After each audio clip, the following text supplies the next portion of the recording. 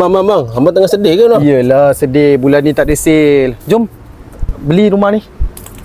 Apa ni bang?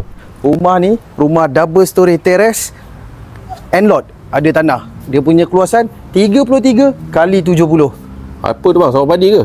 Sebelah ni sawah padi bang. Tengok tanah dia subur. Abang nak bertanam padi, tanam pokok pelam, tanam pokok durian, InsyaAllah pun boleh bang. Okey. Tengok sebelah tu bang, special. Boleh jalan bang. Kalau jiran-jiran kawan-kawan datang boleh parking bang. Tak ada masalah parking.